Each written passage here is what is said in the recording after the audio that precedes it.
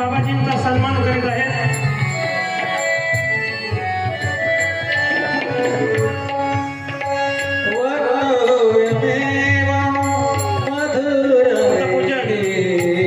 परमानंद शेषराव पाटील जाधव यांच्या वतीने सन्मान्य भागवताचार्य लाखनी महाराज हे करीत आहेत.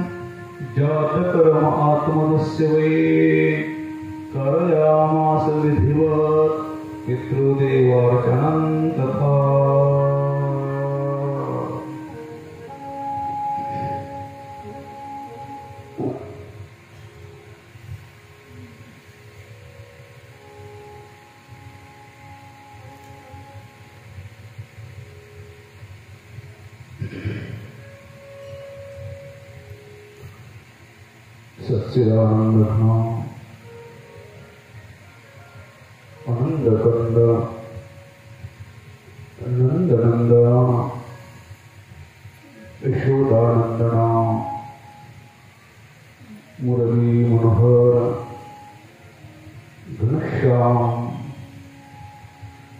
अकारण करुण वरुणालय परमदयाघ्ना भगवान बालकृष्ण परमात्मा यांच्या अगाध असीम अमर्याद अलौकिक अहेतुकी निर्हेतुकी परमकृपेने तथा तत्साक्षात्कारी भगवान श्री विष्णू माऊली जगद्गुरु श्री संत तुकाराम महाराज स्वानंद सुखनिवासी गुरुनामगुरु सद्गुरु जोग महाराज आदी महापुरुषांच्या परमानुग्रहाने परमानुकंपेने भगवंताचा वाङ्मय विग्रह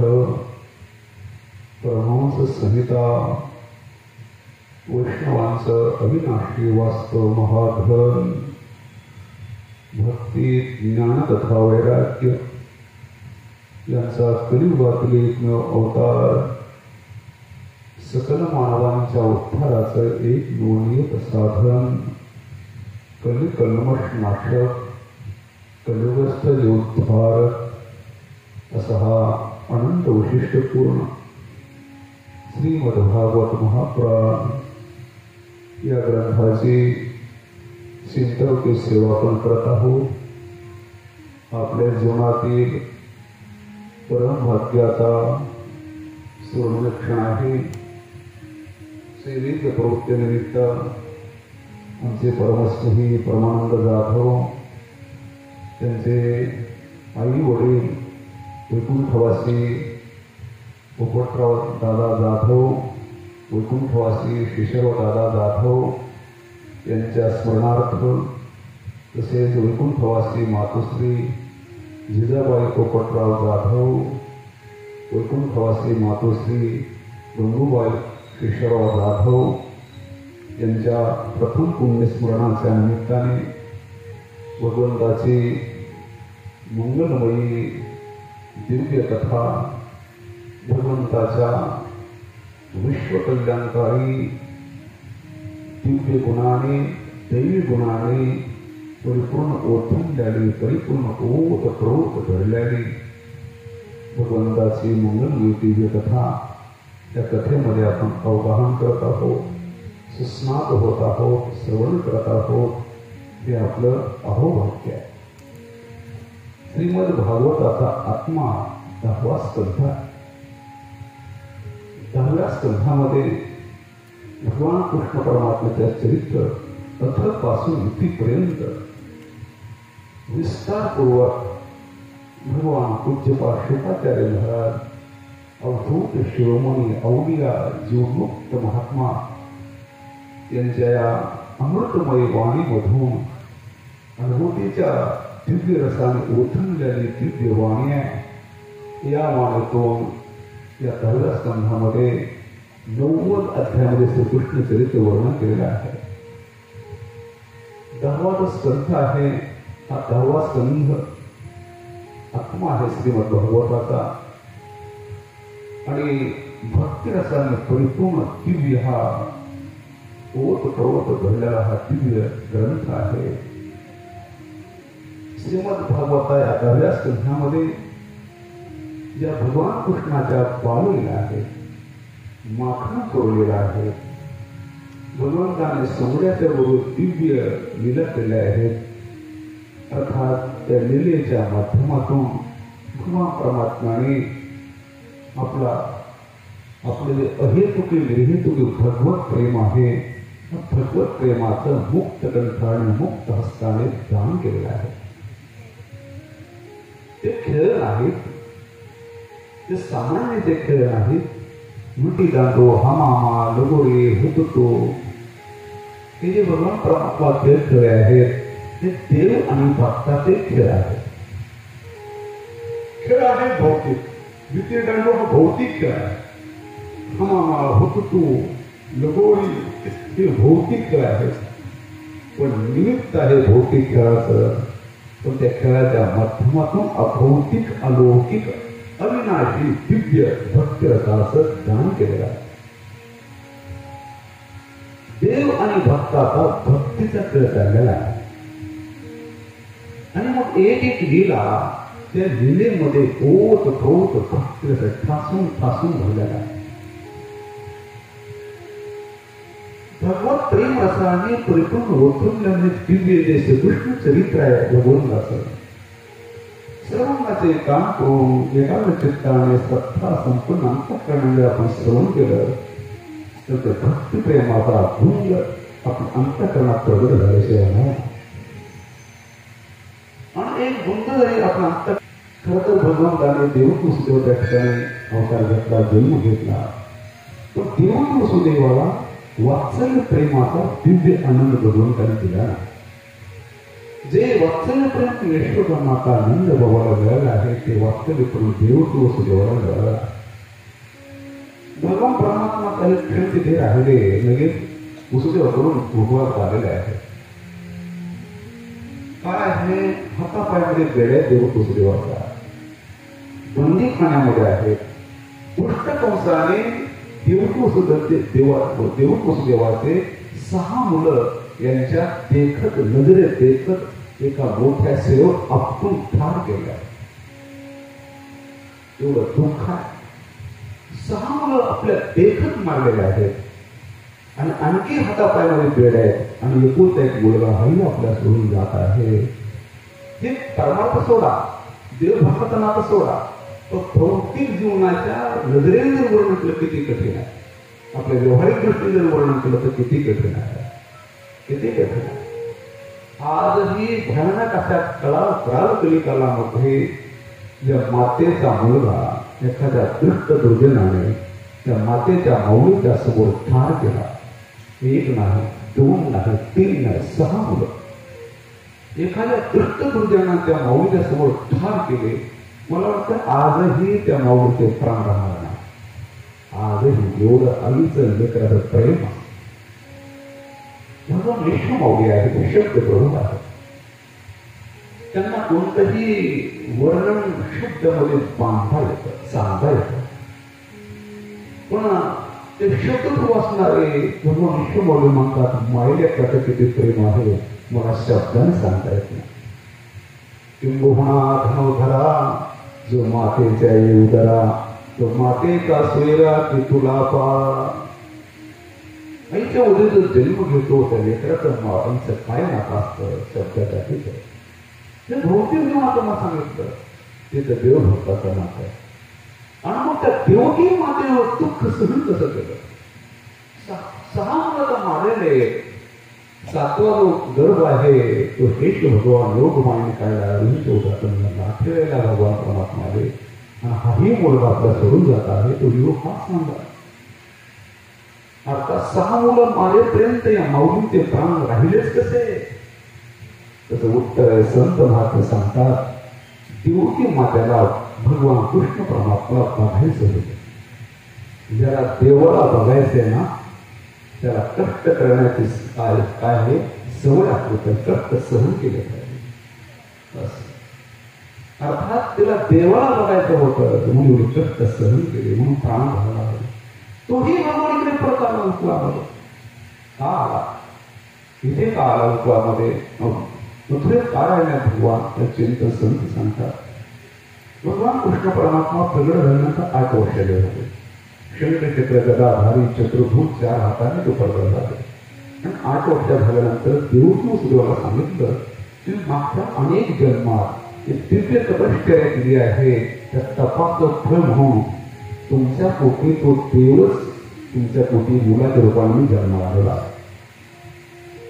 तो देवच आहे, मी देवच आहे ते सांगितलं. आणि देवकी आणि वसुदेवाची दृढ बुद्धी झाली. माझ्या रूपाच्या माझ्या मुलाच्या रूपाने साक्षात प्रभू परमात्मा इथे अवतीर्ण झाला. माझा मुलगामध्ये देव आहे ही भावना देवकी वसुदेवाची झाली. आणि देवकी वसुदेव भगवान कृष्णाला साक्षात प्रणपात करतात.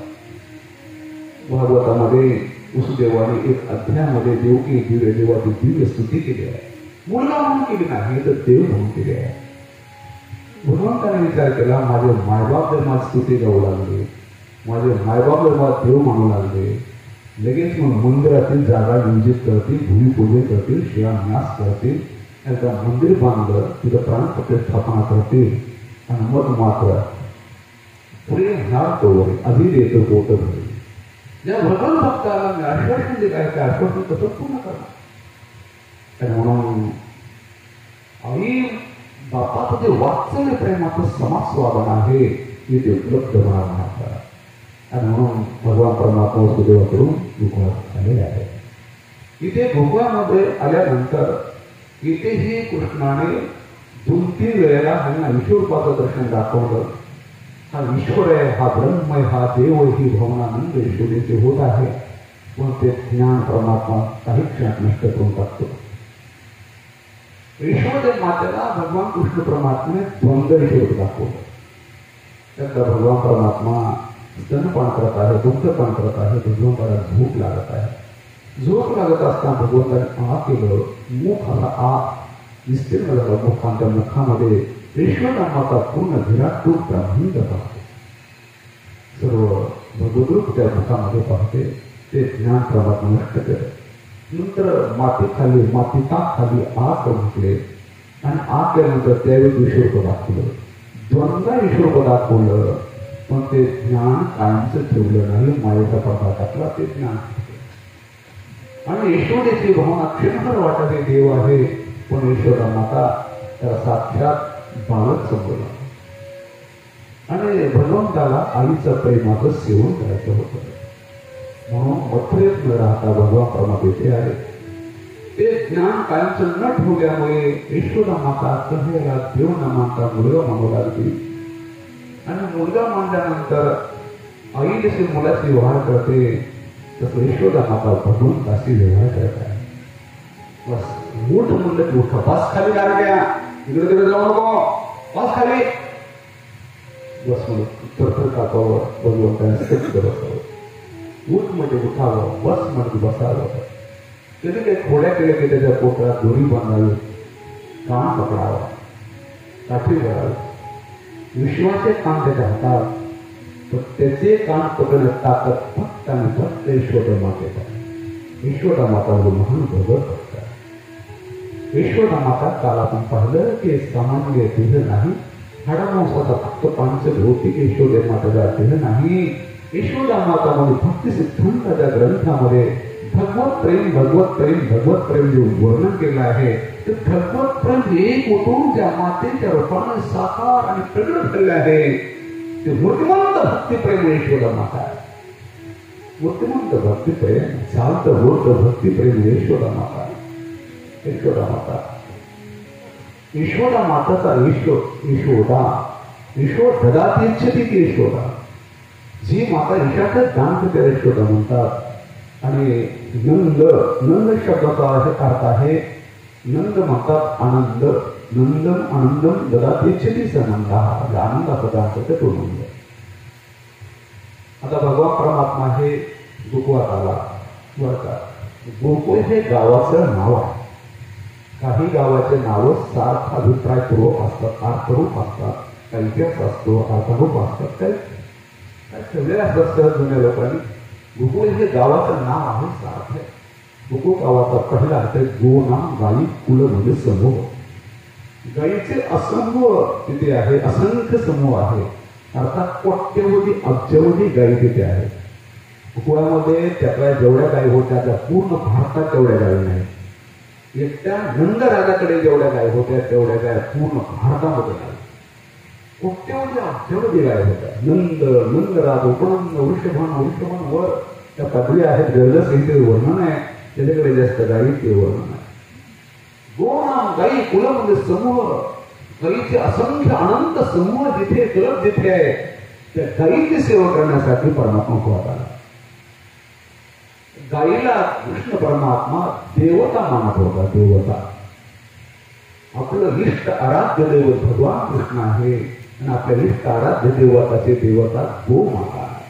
गोमाता 1104 महिने भगवान कृष्ण परमात्मा गोवामध्ये राहिले, पण कधीच गायीची वळती सोंगड्यांना करू दिली नाही. गायीची कोणतीच सेवा सोंगड्यानं करू दिली नाही.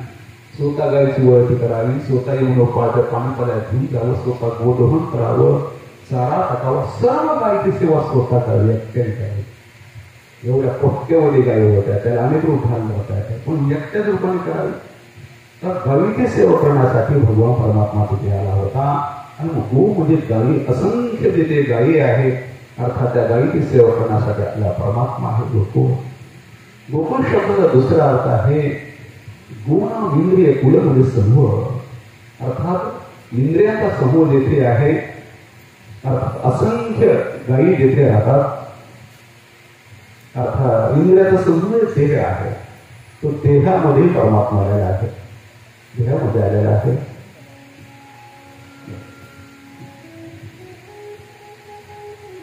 देहामध्ये परमात्मा आलेला आहे. गोकुळात जसा परमात्माला भोवती गावामध्ये देह अवयव, अनेक अवयवाचा समूह त्याला देह म्हणतात, तसा देहामध्ये आला, गोकुळ गावामध्ये आला. आणि परमात्मा प्रत्येकाच्या हृदयामध्ये सुद्धा आला. देव जिथे जातो तिथे लक्ष्मी माता मागे राहत नाही, देवाची छाया. गोकुळातील आबालवृद्धांनी लक्ष्मी माता आपल्या प्राप्त व्हावी यासाठी तपश्चर्या केली नाही. गोकुळातील आबालवृद्धांनी तपश्चर्या केली, आपल्या भगवान परमात्मा भेटावा, भगवंताची सेवा केली. आणि मग देव जिथे येणार, लक्ष्मी माता मागे राहत नाही, लक्ष्मी माता अगोदर पुढे गेली. आणि लक्ष्मी माता पुढे गेल्यामुळे प्रत्येकाच्या घरामध्ये घरोघरी झाला लक्ष्मीचा वास, दैन्यकार्याच्या त्रास आला. लक्ष्मी माता प्रत्येकाच्या घरामध्ये राहणं भौतिक सुख आहे. देव गावामध्ये दैविक सुख आहे. आणि देव अनुभूतीमध्ये येणं, अनुभवामध्ये आध्यात्मिक सुख आहे. आध्यात्मिक, अधिदैविक आणि अधिभौतिक. खरं तर एकच वास्तव सुख आहे भगवंताचं. आपल्याकडे वेदांतामध्ये वस्तुगत अभेद आहे, उपाधिगत भेद आहे. आनंद एक परमात्म्याचा आहे. उपाधीमध्ये भेद असल्यामुळे, उपाधीचे प्रकार अनंत असल्यामुळे आनंदाचे प्रकार वाटतात. आनंद मूलतः एकच परमात्मा तत्वाचा देवच आनंद आहे. आणि म्हणून हे तिन्ही प्रकारचे आनंद आहेत, अर्थात तोच परमानंद. तीन रूपाने त्यांना उपाधिकृत भेदाने तो आनंद सर्वांना प्राप्त झाला. आणि उपाधी जे अबालवृद्ध आहेत त्यांना जो आनंदाची उपलब्ध झाली आहे, तो आनंद अविनाशी आहे, शाश्वत आहे, नित्य आहे. तो आनंद भौतिक आनंद नाही, तो आनंद भगवंताचा, भगवंताच्या दर्शनाचा, भगवंताच्या स्वरूप दर्शनाचा, भगवंताच्या चिंतनामध्ये सुद्धा सात्विक समाधान, नैतिक समाधान आहे. प्रत्यक्ष भगवंताला पाहणं, दर्शन, स्पर्श, संवाद, संभाषण. आणि म्हणून त्या भक्तिप्रेमाच्या आनंदास्वरूप गोकुळ आहे, तल्लीन होऊन गेला आहे.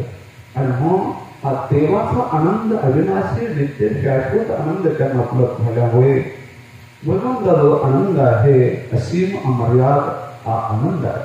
त्या आनंदाला नाश नाही आणि त्या आनंदाला मोजमाप नाही, असा जो आनंद आहे तो आपल्या लोकांना प्राप्त झाला.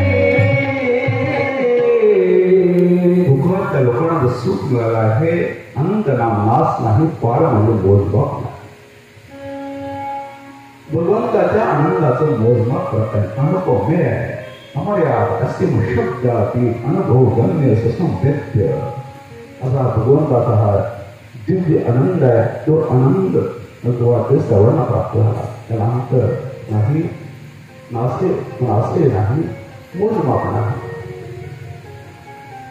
भगवान परमात्मा कुळामध्ये आल्यामुळे भगवंताचा जन्मोत्सव साजरा केला आहे. या अध्यायाला श्रीकृष्ण जन्मोत्सव असं नाव न देता नंदोत्सव असं नाव स्वतः देतात. 18 श्लोकामध्ये ते वर्णन केलेलं आहे.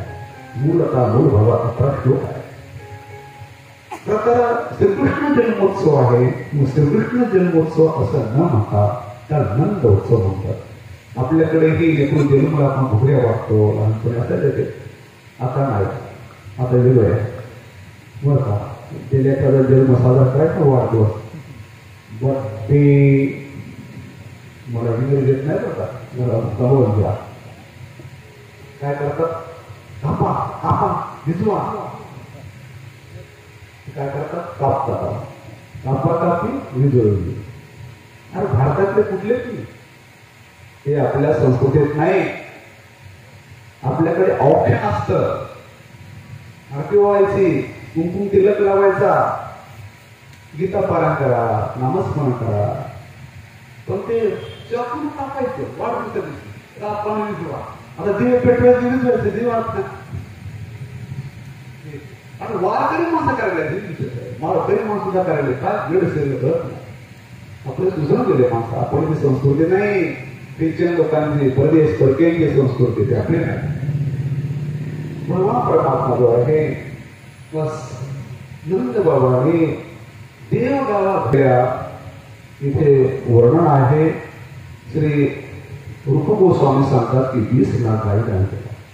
सिद्धरी टीका श्रीमद भागवतामध्ये सिद्धेश्वर स्वामी सांगतात की 2 लाख गाई दान केला.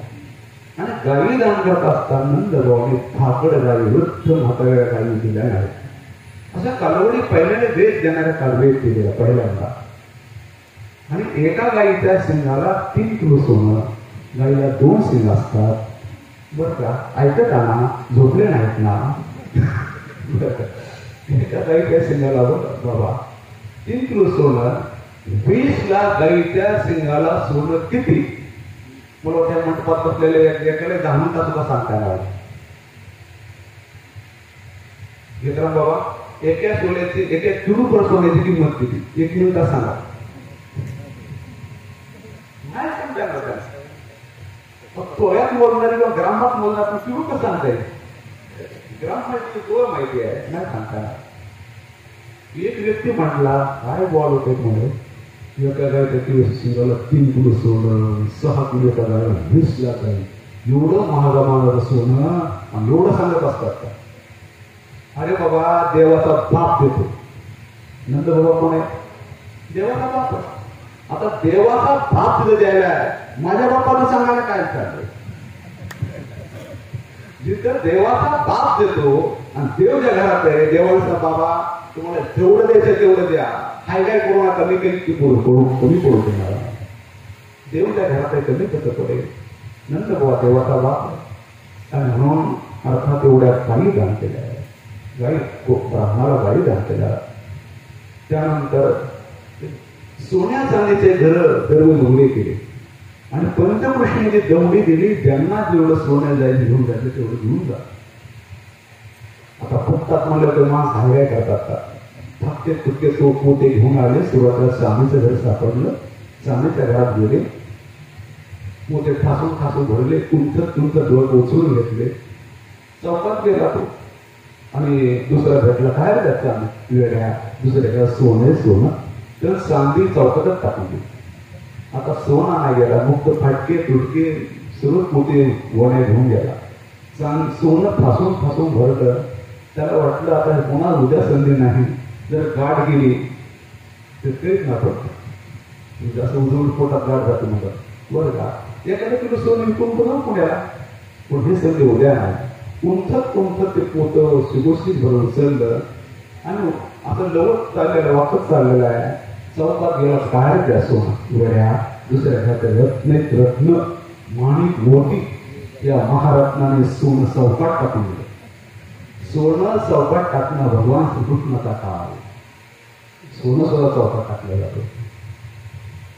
सुगडी म्हणतात घरी टाकायचे सर्व येथे नोंदीताचे दूर. देवा तुझ्या कृपेने आमच्या घरी ताकाचे जलाशय आहेत, सरोवर आहेत, धरण आहेत आणि तुझ्याकडे तुपाच्या नद्या वाहतात. हा भगवान कृष्णाचा काळ. तुपाच्या नद्या होतात. तूप मुलं चूक गाईचा आपल्या गावात आहे बरं. पण काही गाईचा अजिबात भेटत नाही. अर्थात मस्त सोना चांदी घरामध्ये तिकडे टाकलेला आहे. आता मग रत्न म्हणल्यानंतर हे सोनं टाकून दिलं आणि रत्न म्हणल्यानंतर ह्याने बघ काय पोते घेतलेलं भूल कापूस भरायचं काम म्हणतात. कापूस आमच्या मराठवाड्यातलं भूल म्हणतात. भूल म्हणून असतं कापूस भरायचं एवढं त्याच्या जोऱ्या गावला असतात. 2-3 माणसं मध्ये असतात आणि टाकतात. असं तू सुरू राहतात. एका बैलगाडी एवढंच भोट बसतो. बरोबर आपल्याकडे भोदच म्हणतात ना. बरं भोद. आता भोद घेऊन गेला उचलले कसे ते आमच्या पोथीत लिहिलंच नाही. आमच्या पोथीत एवढंच लिहिलं भोद घेऊन गेला होता. उचलले कसे नाथ बाबा खोल गेले त्याला पुढे महाराजांचा बाबू पाहिलं नाव घालतो. बाबा गेले काय बाबा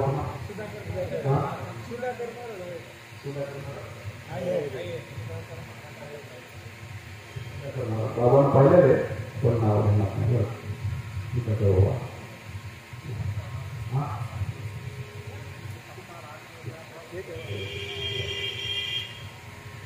बाबा महाराज आहे बाबा पाहिलं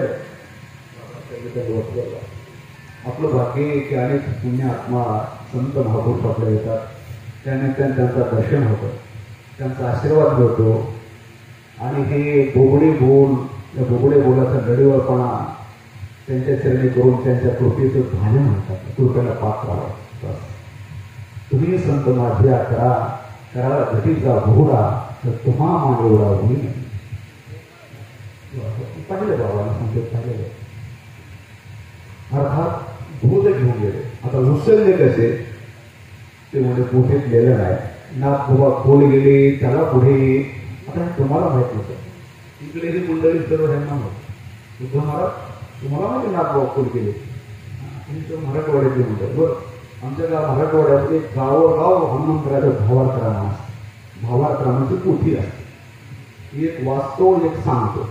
वाचे वक्ता म्हणतात. आता नवीन नवीन जे सांगणारे असले ना अध्यात्माच्या वय असल्या त्याची पद्धत जीवनात राहते. अध्यात्माच्या वय असल्या त्याला अर्थ सांगता येत नसायचा. आणि तो म्हणायचा नाथ बाबा खोली गेले चला पुढे. म्हणजे जुन्या माणसांचे असं का म्हणतो नाथ बाबा खोली गेले कुठे गेले. तो म्हटला अध्यात्माच्या वय ह्याला अर्थ सांगता येत नाही. खोली गेले म्हणजे अध्यात्म अर्थ येते सांगता येत नाही. मग खोल गेलं मग हा का जात नाही. मग हा गेला तर वर येणार नाही.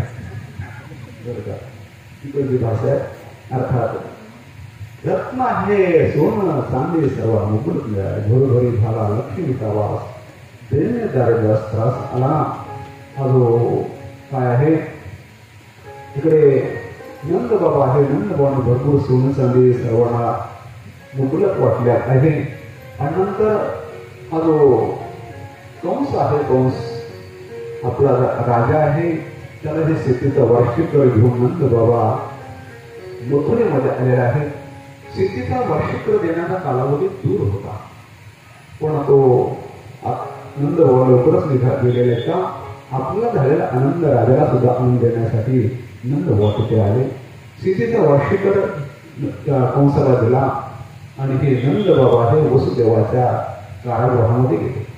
वसुदेव आणि नंद हे जीवलग मित्र आहे. जीवस्य कंठस्य द्यायला म्हणतात. शरीर भिन्न आहे हृदय एक. बॉडी भिन्न हृदय एक. एवढं प्रेम आहे. मैत्री कशी असावी या दोघांच्या समाजातून शिका. नंद बाबा जेव्हा या वसुदेवाच्या कारागृहामध्ये गेले आपल्या आनंदावर पांघरून घातलं. वृद्धावस्थेमध्ये एकूण काही मुलगा झाला होता. एवढा मोठा आनंद झाला होता पण आपला आनंद वसुदेवा नंद बाबाने सांगितला नाही. नंद बाबा वसुदेवाच्या दुःखात विसरले. वसुदेवा दुष्ट कंसाचे 6 मुलं मारलेले आहेत आणि तो एक आहे तो 7वा योगमायने घातला तो गर्भपात झालेला आहे त्याला माहित नाही.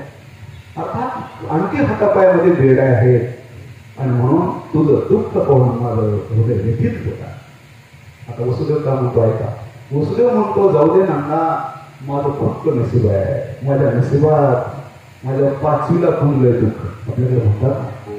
पण मित्रा यावेळी आपल्या मुलगा होण्याची अशक्यता अवस्थेत तुला देवासारखा मुलगा झाला. तुझा आनंद पाहून मी माझं दुःख विसरून जातो. बरं का वसुदेव म्हणतात नंदाला आणि नंद म्हणतात तुझं दुःख पाहून माझं हृदय येथे जा. दुसऱ्याच्या दुःखाने दुःखी आणि दुसऱ्याच्या सुखाने सुखी ही आहे आपली संस्कृती. आता वसुदेव आहेत. वसुदेवाने नंद बाबाला काही सांगितलं नाही की अरे तुझ्याकडे जो मुलगा आहे तो मुलगा माझा बरं असं काही सांगितलं नाही. बरं वसुदेव आहे. वसुदेवाने रात्रीच्या वेळेला तो मुलगा ठेवलेला आहे पण हा मुलगा माझा आहे असं वसुदेवाने नंदाला सांगितलं. आणि भोपाळामध्ये सर्व अबालवृद्ध गाढ झोपले असल्यामुळे ती रात्रीची घटना जी आहे ते कोणालाही माहित नाही. रात्रीची घटना अर्थात रात्री आहे.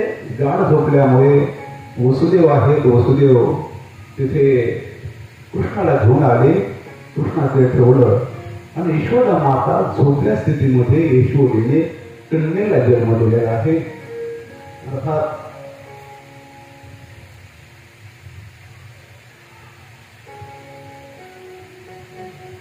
कन्येला जन्म दिलेला आहे. आणि भगवंताने वसुदेवाने तिथे कृष्णाला ठेवलं आणि वसुदेव कन्या घेऊन गेलेला आहे. कन्याला घेऊन गेले आहे. आणि हे सर्व भूपातील अबालवृद्ध गाढ झोपले असल्यामुळे रात्रीची घटना कोणालाही माहीत नाही. कोणाला माहीत नाही. आणि म्हणून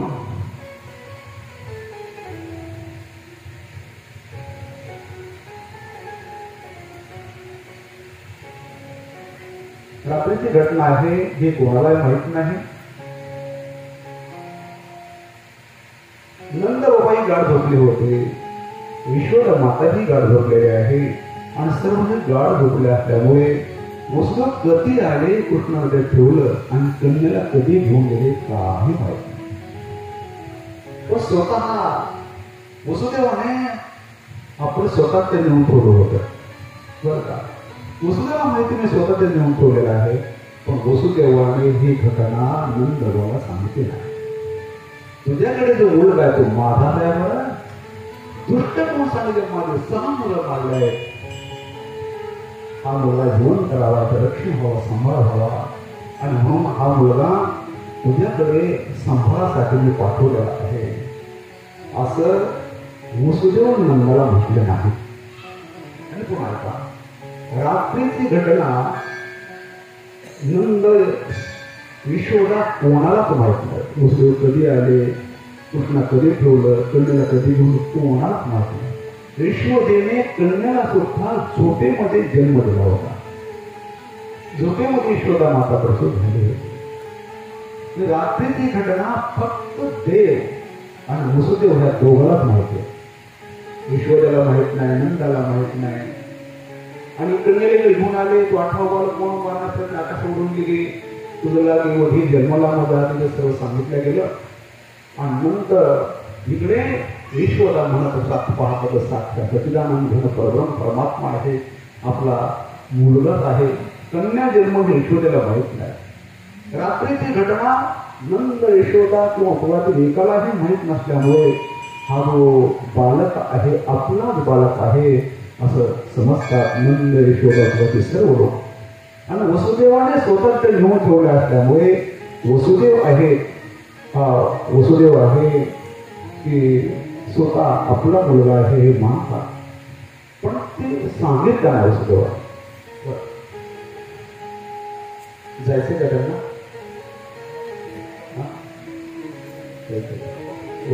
थांबायचं का.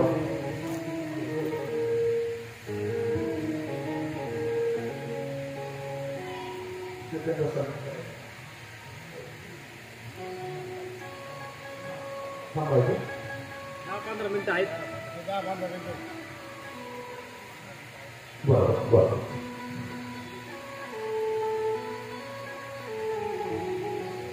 जिल्हा परिषद बांधकाम सभापती अनिल हो गणात पाटील ते आलेले आहेत. आपले परमानंद जाधव त्यांच्यातर्फे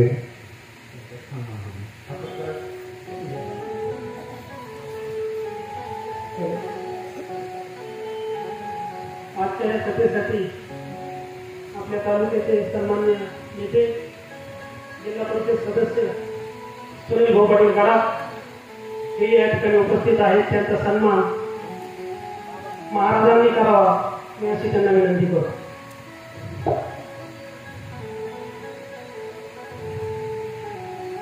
नेवासे तालुक्याचे सन्मान्य जिल्हा परिषद सदस्य सन्मान्य सुनील भाऊ गडाख, बांधकाम समितीचे सभापती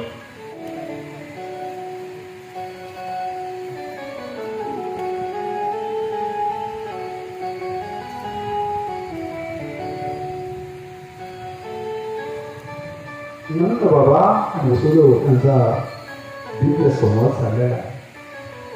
रात्रीची घटना नंद बाबा यशोदा कोणालाही माहिती नाही. आणि मग नंद बाबा यशोदा हे भगवंताला स्वतःचा मुलगा मानतात. आणि इकडे स्वतः वसुदेवाने तिथे कृष्णाला ठेवलं आणि कन्येला घेऊन आले वसुदेव. आणि वसुदेवाला माहिती की आपलाच मुलगा आहे म्हणून नंद यशोदेला कोणालाही रात्री घटनामध्ये झोपले होते. ते म्हणतात आपलाच मुलगा आहे कोण नंद यशोदा. आता मी तुम्हाला प्रश्न विचारतो, नेमका भगवान कृष्ण परमात्मा देवकी वसुदेवाचे आहेत का नंद यशोदेचे? तुम्हाला काय वाटतं? माझा विचार वेगळा आहे. माझं म्हणणं असेल वसुदेवाचा नाही, नंदाचा नाही, यशोदेचा नाही, मुकुणाचा माझा आहे. आता तुम्ही म्हणजे तुमचा नाही का?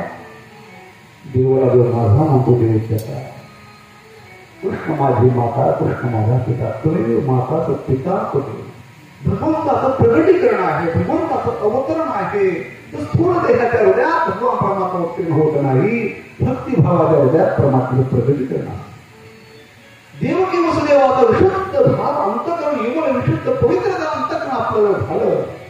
आजही आपल्या पुढे भगवान परमात्मा प्रगट होत. आई समोर भगवान परमात्मा भक्तिभावाच्या हृदयात भगवंताचं प्रगटीकरण आहे. देवकी वसुदेवाच्या हृदयाचे पुण्यात्मा भगवत भक्त जे आहेत ना त्यांना अनेकांना तो भगवान परमात्मा आजही दर्शन देतो. आले जिथे भाव आहे तिथे देव आहे. आणि म्हणून होय भक्ती केला तैसा पूर्वी घराल यथानाम प्रत्यंते तम तथैव भजाम्य हम. तसा भाव तसा देव होत असतो. आणि म्हणून हा भगवान परमात्मा नंद बाबा ईश्वर वसुदेवाने सांगितलं नाही माझा मुलगा म्हणून. नंदाला माहिती दोघीही कृष्णाला आपला मुलगा मानतात. शेवटी वसुदेव म्हणतात लवकर गोकुळा जा, काहीतरी अपशकुन होत आहे. पुण्यात्मा व्यक्ती जो असतो त्याला पुढे काय होणार हे समजत असते, त्याला दूरदृष्टी असते. भावी काळामध्ये जे घटना होणार एक साक्षात्कारी संत महात्मा असतात त्याला समजत असतं. ते पुण्यात्मा सज्जन वसुदेव. आणि वसुदेव महात्मा म्हणणार तुला काहीतरी संकट आलेलं आहे, तू लवकर आहे वाजा. इकडे कंसाने पुतण्याला पाठवलं होतं. भगवान कृष्ण परमात्मा अष्टमीला प्रगट झाले आणि चतुर्दशीला कंस आहे पुतण्याला पाठवतात. कंस कोण? कशी हुंसाया क्रियापदापासून धातूपासून कंस शब्द बनतो. त्याचा अर्थ होतो खटीक कसाय. राजाकडे खटीक कसाय असेल प्रजा काय संत का? प्रजा राक्षस. हा कंस आहे प्रजा राक्षस आहे. आणि म्हणून त्यांनी सभा भरवले कृष्णा शत्रू मानतो मारण्यासाठी. तिथल्या पुतना आली. ती म्हणे अरे एवढं 1 महिन्याचं शत्रू मारण्यासाठी एवढे शूरवीर हिंद केसरी पेशवा पाठवून आपल्या राज्याचा अपमान करणार. मी स्वतः जाते मी मारतो. आणि तो पुतना भगवंताला ठार पाडण्याची आलेली आहे. पुतना आणि चतुर्दशीला भगवान परमात्मा अष्टमीला अर्थात भगवान परमात्मा प्रगट होऊन फक्त 6 दिवस श्रेष्ठी हो 6व्या दिवशी भगवंताला मारण्यासाठी आले. ऐत रूप धारण असताना विषाचा लेप लावला. दुग्ध पान करण्याला नफास्तन दिलं त्याबरोबर विष भगवंताच्या पोटात जावं आणि तो ठार मारावा. भरपूर इथे वर्णन आहे. पुतना जेव्हा आली तेव्हा उत्तम घरात प्रवेश केला त्यांनी. ईश्वरा रोहिणी माता आपसात बोलत असल्या होत्या. मोठ्या घराची आहे, त्यांना दिव्य अलंकार अंगावर धारण केले आहे. कोण आहे कोण आहे कळत नाही. एकदम पाहण्याजवळ भगवान परमात्मा गाढ झोपले होते, घोरत होते. आणि पाहण्याजवळ गेलं देवाने विचार केला काय आहे चालून गिरायके तयार आहे. आणि जातीवान दुकानदार असतो पहिले गिरायक पर्यंत जाऊ देत नाही. दुकानदार असतो पहिले गिरायक. पहिले गिरायक आहे मग काय म्हणतात भवनी भवानी मला वाटतं भवानीच म्हणावं, भवनी म्हणतात वाटतं. देवाने त्याला आपलं विनाशा दुष्कृता भ्रष्टाचा संवाद करायला चालू केल्या जागेवर घोडत होता. एका क्षणात घोडणं आणि एका क्षणात रडणं हे फक्त देवाला जमतं, आपल्याला नाही जमलं. आपल्याला रडायला सुरुवात केली बाबा, तुम्हाला काही मूड बाळ झालं का नाही, मी रडायला भिजायला पाहता रुजून खाली ठेवलं. माऊलीचं आमचं आईचं आमच्याकडं असतं, लेकरशी प्रेम दाखवलं ना, आई किती एकदम प्रेम वाढलं लेकरशी. आणि नंतर तिने तिथे प्रकारचे पदार्थ आणले, ते डिंक लावून कसे लावून आता काय आपण सांगावं, ते माईच होते. आणि मग त्याने मांडीवर घेतलं, नका असताना पांडुला देवाने डोळे घातले. देवाने डोळे का घातले यासाठी 24 उत्प्रेक्ष आनंद म्हणतात साहित्यामध्ये, अनेक भाव छाटा भक्तांची. देवाने डोळे का घातले त्याचं पहिलं कारण सांगितलं. देवाने जे डोळे घातलेले आहेत ही आई बनून आलेली आहे, आणि आई लेकराला मारत नसते.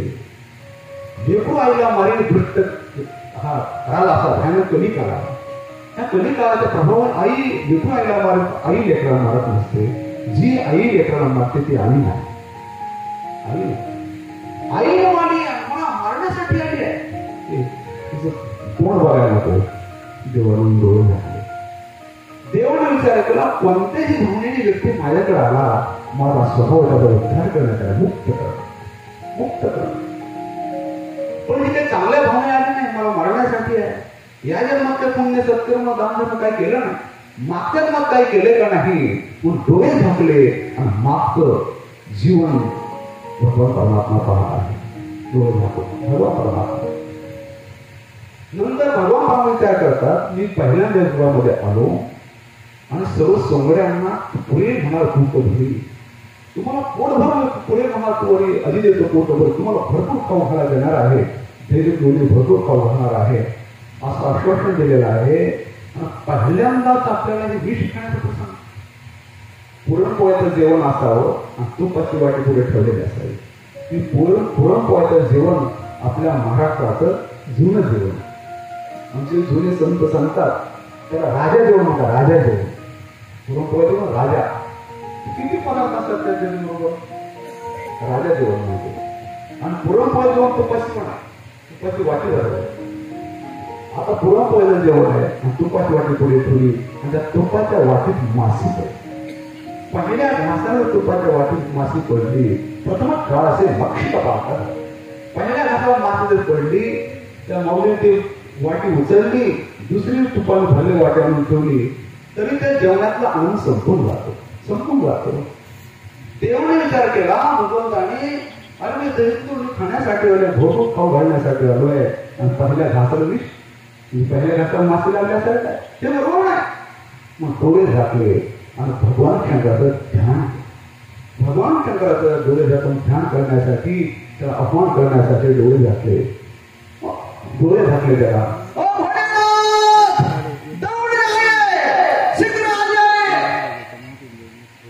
तिथे कोणी झोपले नाही, पण जे माणसं झोपले असतील ते म्हणजे काय झालं हे, तिथे कोणी झोपले नाही. आता ते घोडे भगवान शंकर एक घोडे आहे बरं का, घोडा भाव होता, त्याला बेलाचं पान जर वाहिलं तरी प्रसन्न होणारा, आणि ज्याची श्रीरामजी रामदेव अखंड प्रभू रामचंद्राचा ध्येय करला भगवान शंकर, त्या भगवंताने प्रत्यक्ष हृदयातून हात मारले. भगवान शंकर धावून आले. काय देवा, काय आज्ञा, विष तुम्ही घ्या, विषयाच्या वाटेकडे तुम्ही आहात, दुधाचा वाटेकडे हे आहे. भगवान शंकराला बोलवण्यासाठी देवाने डोळे झाकले. विष तुम्ही घ्या आणि दूध मी घेणार. नंतर दुसरा भाव असा काढतायत, देवाने विचार केला की डोळ्याचे अधिष्ठात्र देवता चंद्र आणि सूर्य आहे. चंद्र आणि सूर्याने विचार केला की देव ह्या दृष्टीला कोणती द्यायची ती गती देऊ द्या, पण आपल्या गतीला येईल पापिली आहे म्हणून ते आवडत होत्या. डोळे झाकले. किंवा लहान बाळा जर असेल ना, नवीन एखादी अपरिचित वस्तू जर बालकाच्या पुढे ठेवली ना, ते डोळे असं मिटवत असतात. भगवान परमात्मा बाळ दिला करत आहे. आणि शेवटी अनेक असे भाव काढलेले आहेत. आणि भगवंताने जे विष आहे, विष भगवान शंकरा देऊन टाकलं. भगवंताने दूध पिऊन टाकलं. हृदयातलं शरीरातलं दूध संपलं. रक्ताला जेव्हा हात लागला ते प्राणाचे तडफड होऊ लागले. आता मानवी रूप धारण केलं होतं, सोंग धारण केलं होतं. सोंगाचा अभिनय जर व्यवस्थित झाला तर नाटक व्यवस्थित होत असतं. पण आता ते अभिनय करता करता जीव जायची तिला वाटत नाटक फेल गेलं तर गेलं, तो मराठी पाहिजे ना शेवटी ते आणि ते उठणं म्हणलं, हे बालक मुंच मुंच अलंप्रभाषिणी, मुंच मुंच, हे बालक सा मुंच मुंच अलंप्रभाषिणी, हे बालका मला सोड सोड सोड. भगवान म्हणतात यद्गत्वानि वर्तन्ते न पुन्हा वर्तते. उद्धार करतोय. लहान लेकरू असतं ते शांती करायचे असते आणि शांती करत असताना ते देवबाप्पा ते मंत्र म्हणतात, हे फुटणे बालकं पटमुंच, हे फुटणे बालकं पटमुंच. हे फुटण्या नावाच्या ग्रहा बालकाला सोड सोड. जेव्हा बालकाला करणं लागतं फुटणं तेव्हा ते मंत्र म्हटला जातो. आपल्या ग्रहालाच महाग्रह लागला कृष्ण. आता कोणता मंत्र म्हणायचा? सोड सोड. सोडा तयार नाही. रक्त संपूर्ण मांसाला हात लागला असे प्राणसिक तडफड होऊ लागली. देवण विचार केला तर मरणार आहे. शरीर ते सामान्य प्रवासात ठिप्पाड शरीर आहे. हे ठिप्पाड शरीर जर पडलं तर भूकस खाली पिटवून जायचं, चूर्ण होऊन जायचं.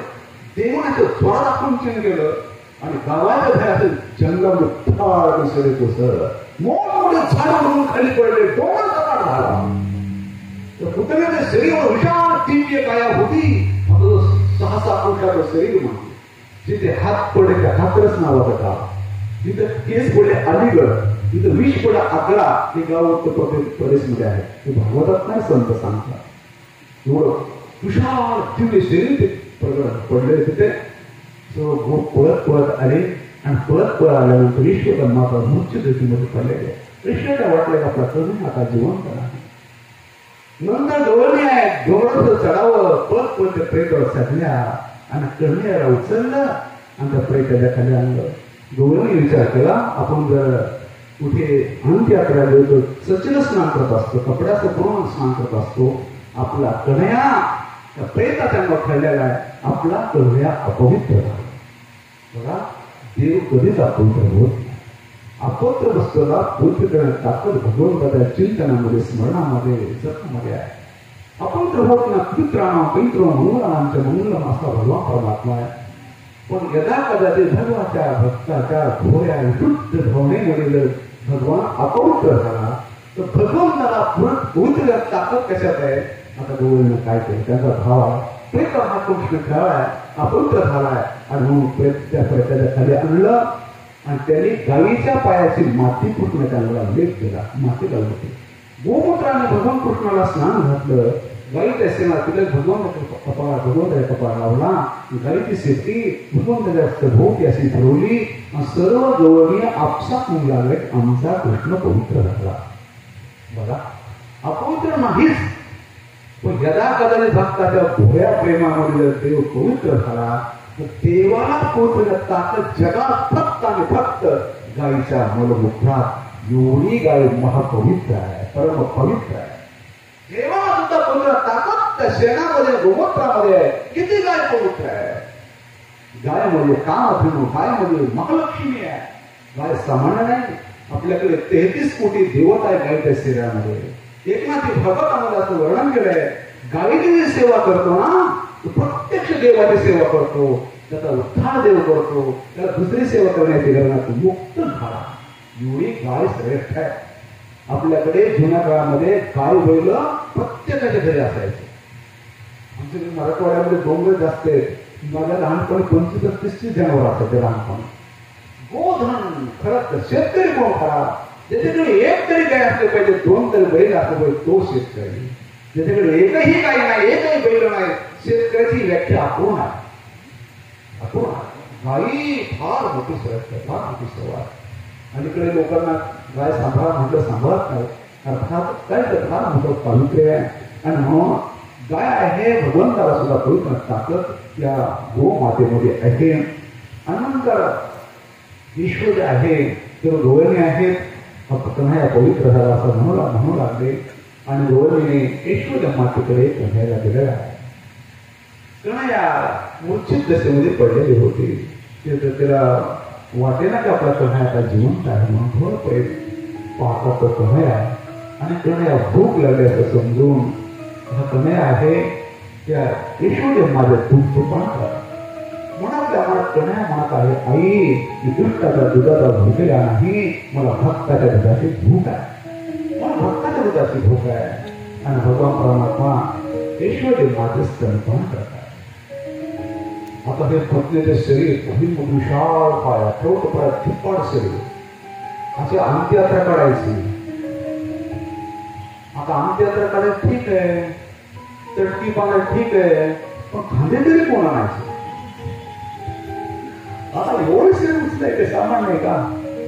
खांदे तरी कोण आणायचे? शेवटी भूक म्हणाले अरे जन्मात पडले कोण मी तर तुटू द्या. हात पाय पुराडे तोडले, अंगावर टाकले आणि शरीर पेटून दे, प्रेत पेटून दे. पुतण्याचं प्रेत जळत असताना सुगंध येतो.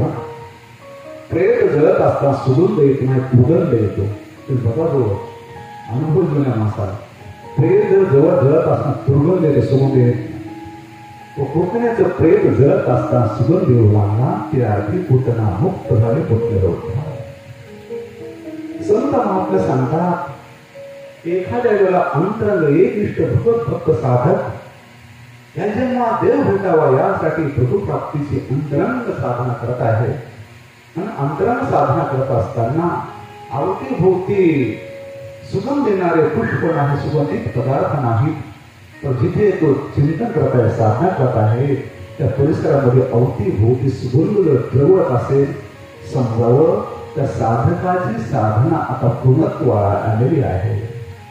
देव त्याला लवकर दर्शन देणार आहे. हे बाहेर शुभ संकेत.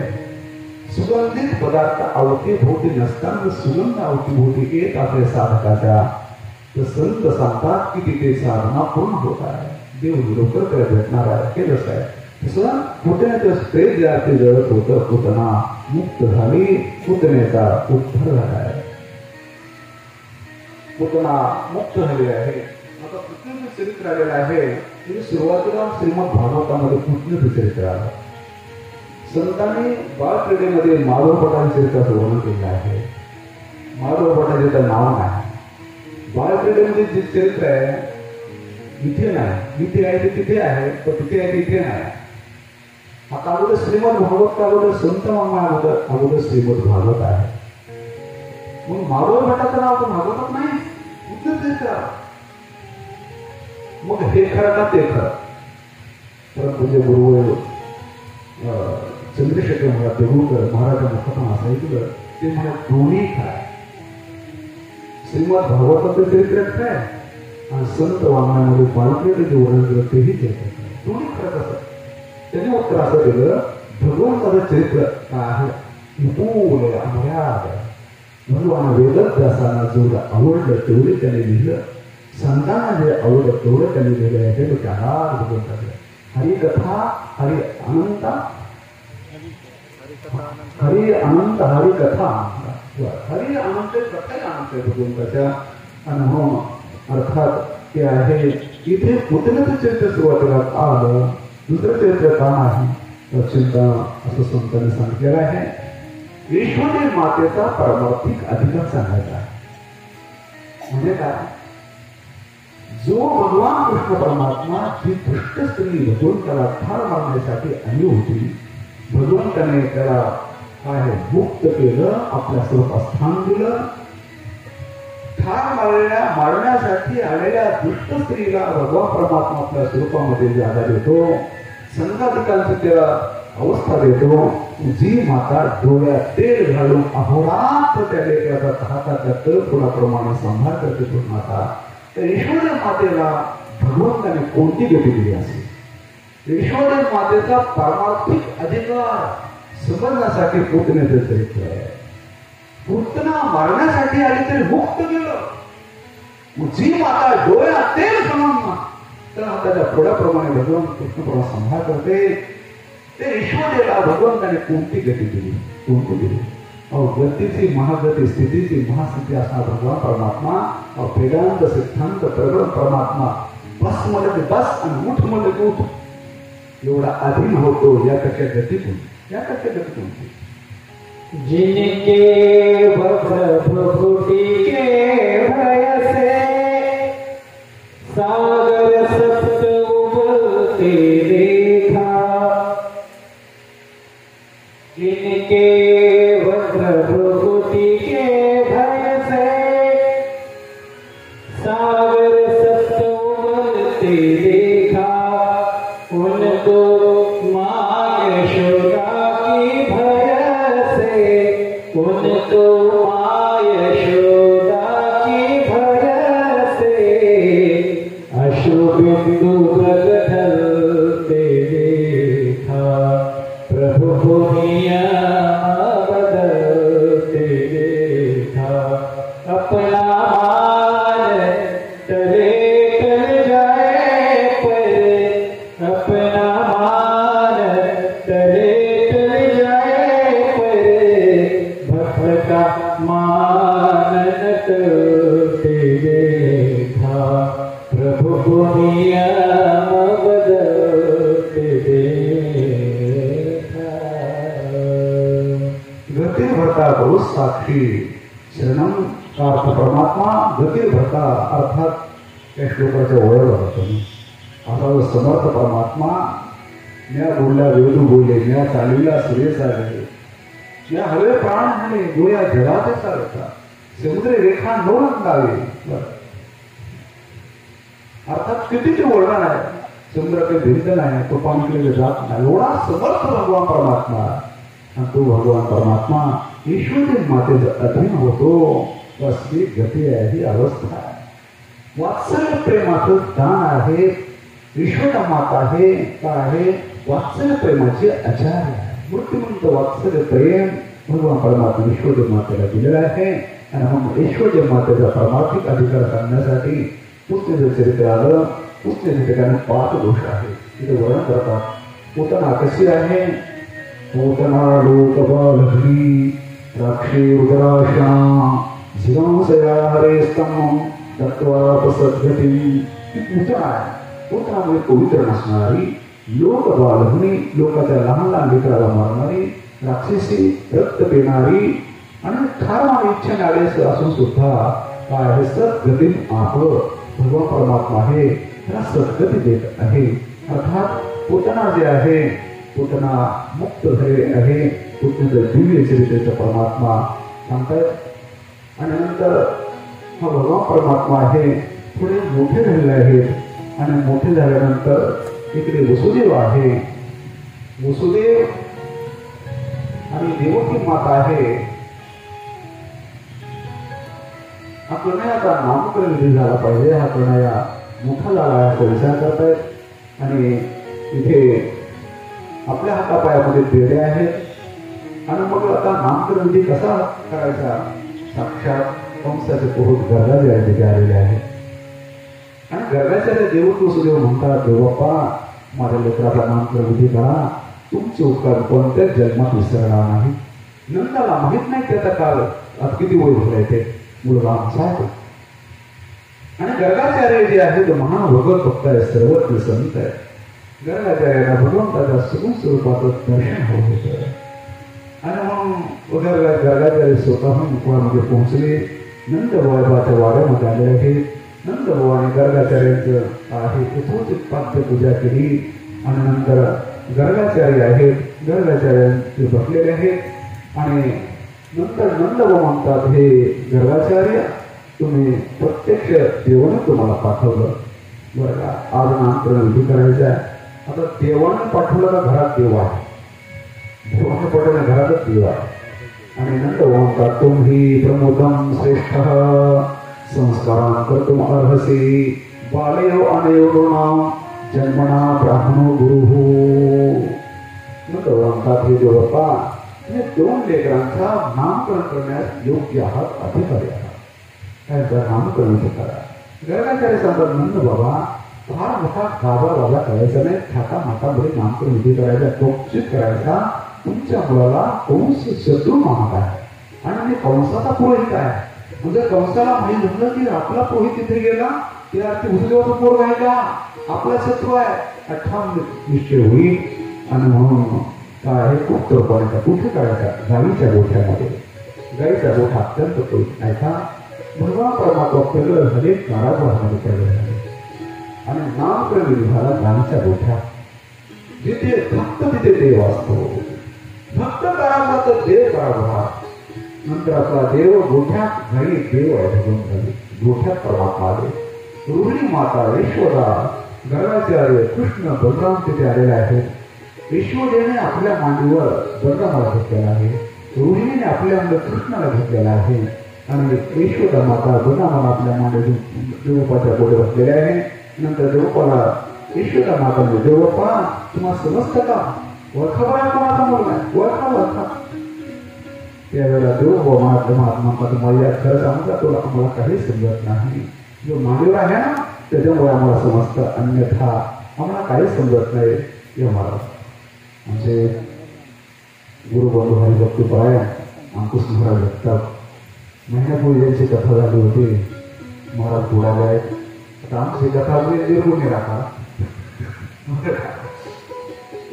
महाराजांचं अभिनंदन. बरोबर आहे मला. नंतर यशोदानंद गर्गाचार्य म्हणत आहेत की बाबा मनातल्या मनात म्हणजे खरंच आम्हाला काही समजत नाही. तुमच्या मांडीवर जो मुलगा आहे ना त्याच्या कृपेने आम्हाला समजतं. कृपेने समजतं. आणि नंतर गर्गाचार्य म्हणतात भैया तुला सांग ना कोण मुलगा आहे? अयं रोहिणी पुत्रो रमयं सुरगुणैहि आख्यास्यते रामेति बलाधिक्यात् बलं विदुः. भैया हा जो मुलगा आहे ना हा रोहिणीचा मुलगा आहे आणि त्याला लोक राम म्हणतील. राम का म्हणतील? रमयं सुरगुणैहि राम ही आख्यास्यते. आपल्या सद्गुणाने सहवासामध्ये आलेल्या माणसांना तो आनंद देतो आणि मग त्या राम म्हणतील. हजारो हत्तीचं बल आहे म्हणून बल म्हणते. बलाधिक्यात् बलं विदुः बल म्हणते. नंतर बलभद्र संकर्षण त्यांच्याकडे बल आहे. भद्र नाम कल्याणकारक आहे.